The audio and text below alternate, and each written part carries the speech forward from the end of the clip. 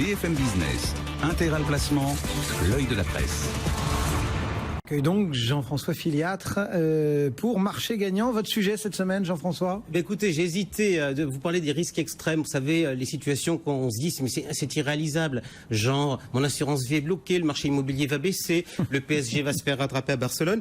Mais non, je vous propose plutôt de rebondir sur un article d'hier publié par Le Parisien avec un titre bien accrocheur. Épargne, faut-il changer les règles du livret A? J'imagine, Cédric, que vous l'avez lu. Oui, j'ai passé 10 heures dans le TGV hier, donc j'ai eu le temps.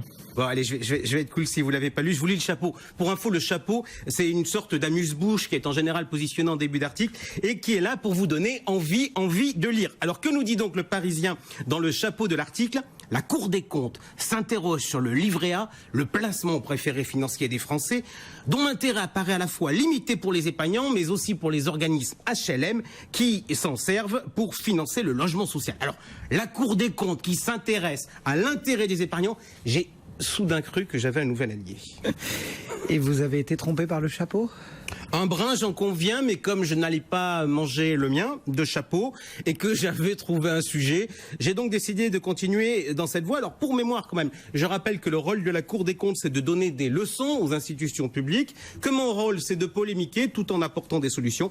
Je me suis dit que on avait là malgré tout un formidable sujet passionnant pour nos auditeurs et téléspectateurs, car oui, le livret A est le placement préféré des Français, en tout cas le plus détenu, plus que les contrats d'assurance vie et plus que l'immobilier. Oui, parce qu'on peut en détenir un paquet par famille, notamment. On peut effectivement, même si en pratique par personne, on peut en détenir qu'un. Quels sont les constats de la Cour des comptes? Alors, premier élément à connaître, l'étude de la Cour des comptes porte sur la gestion du fonds d'épargne, où en fait atterrit une partie de l'argent du livret A, pour la période 2012-2015, une période durant laquelle les choses ont beaucoup changé, et pour cause. Je vous rappelle que dans cette période, le plafond du LDD, donc le petit cousin du livret A qui attirait lui aussi dans le fonds d'épargne, a doublé. Quant au plafond du livret A, lui, dans la période, il était passé de 15 300 à 21 950 euros. Alors détaillez-nous tout de même la mécanique, ce fonds d'épargne. Par exemple, on met 100 euros aujourd'hui sur un livret A, qu'est-ce qui se passe? En fait, vos 100 euros, on va les couper en deux bouts. Il y a une partie de l'argent, environ 40%, qui va rester à disposition de votre banque. Et on comprend du coup mieux pourquoi les banquiers se sont battus pour avoir le livret A. Non seulement ils sont payés pour le distribuer, mais en plus ils obtiennent de la ressource complémentaire. Et puis le sol, me direz-vous, le sol, c'est-à-dire 60% environ, il part dans le fonds d'épargne et là chaque euro est transformé en prêt pour le logement social, pour les collectivités locales ou investi sur les marchés financiers. Donc si on relevait ce plafond, c'était plutôt une bonne idée. Écoutez, on pouvait effectivement se dire que le relèvement du plafond c'était une bonne nouvelle. Non, nous dit la Cour des comptes, qui en tire un bilan mitigé. Alors curieuse position, parce que je ne connais pas un épargnant qui se soit plaint de pouvoir placer plus d'argent sur ce placement qui est sûr, qui est défiscalisé, qui jusqu'alors était mieux rémunéré que l'inflation et qui est totalement liquide. Bon, cela dit, ça nous amène à constater qu'il y a un schisme entre la perception de la base et celle de nos élites, mais ça c'est une évidence. Pourquoi est-ce que la Cour des comptes juge que ça n'a pas été positif alors? Alors la Cour regrette déjà que ce soit les détenteurs de livrets les plus aisés qui en ont bénéficié.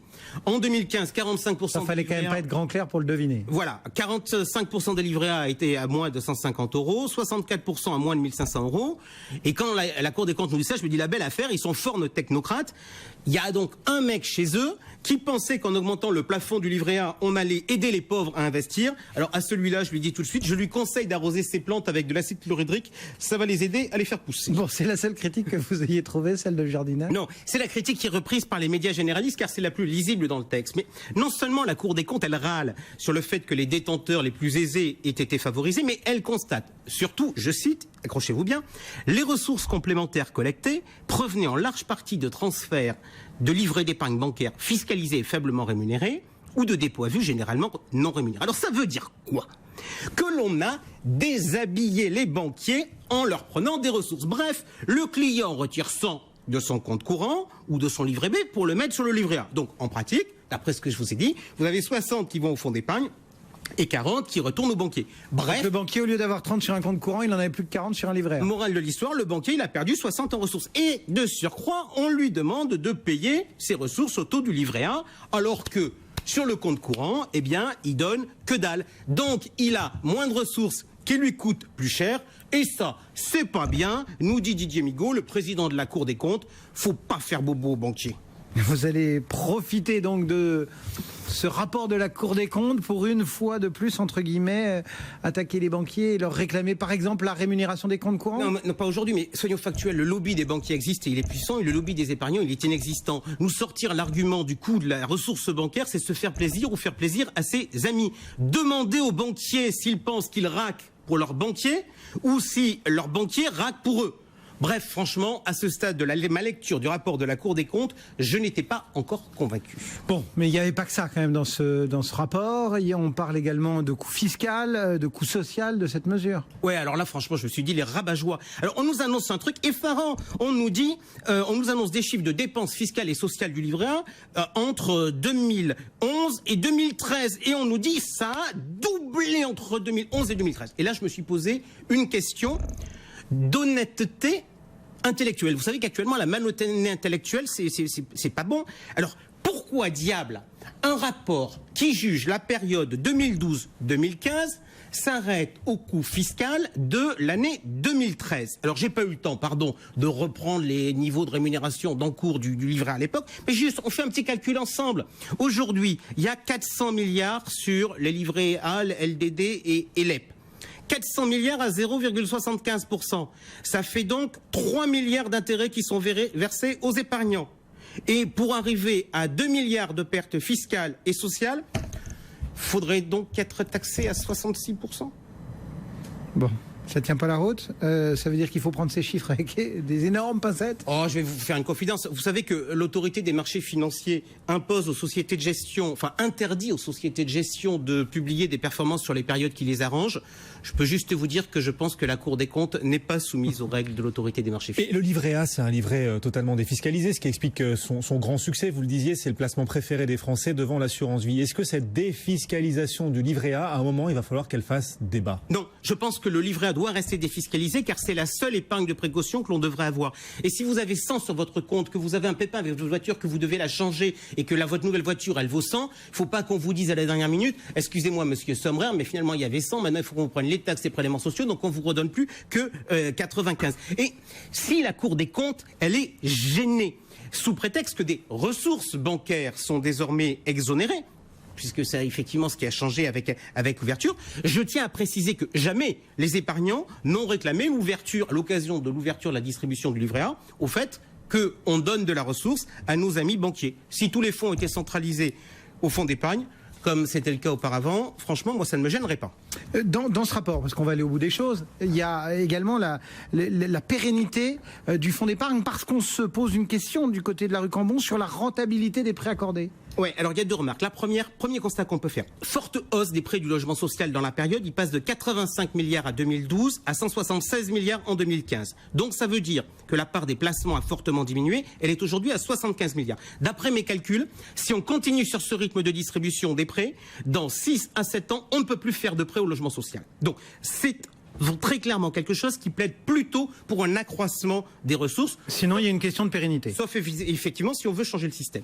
Deuxièmement, c'est vrai, il y a un problème de rentabilité. Pourquoi? Parce qu'on est dans un environnement où les taux de marché sont bas et les épargnants veulent à juste titre une rémunération, donc les marges, elles diminuent.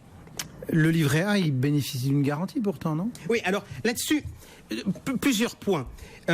Vous savez, un assureur, pour garantir, il a besoin de fonds propres.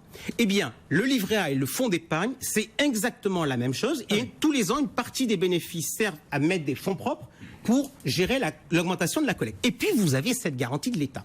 Eh bien, vous savez que cette garantie de l'État, elle est payée. On paye l'État pour donner sa garantie. Et on le paye combien?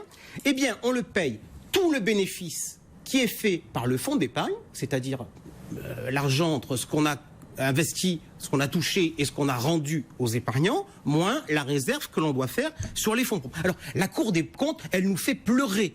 Elle nous fait sortir un mouchoir. Elle nous dit, en 2012, malheur, l'État n'a rien touché parce qu'il a fallu augmenter les fonds propres. Oui, mais ça n'empêche que l'an dernier, l'État aurait perçu quand même 700 millions d'euros. Donc, je vais vous faire une confidence, Cédric. Finalement, j'ai bien fait de lire cet article du Parisien. Comme le directeur général de la Caisse des dépôts, comme le ministre du Logement et le ministre de l'Économie qui étaient destinataires de ce rapport, je vais donc pouvoir faire mes observations. Monsieur le Président de la Cour des comptes, votre rapport témoigne de la nécessité d'accroître à terme les ressources du fonds d'épargne, en augmentant progressivement la part centralisée. Par ailleurs, dans un environnement où toutes les dernières mesures, notamment je pense à la modification du calcul des taux, ont été prises en défaveur des épargnants, qui sont pourtant les principaux financeurs de ce système, je pense qu'un partage des bénéfices annuels entre l'État et les épargnants devrait être envisagé sous la forme d'une prime annuelle. Veuillez agréer, Monsieur le Président de la Cour des comptes, mes sincères salutations. Eh bien voilà, c'est signé.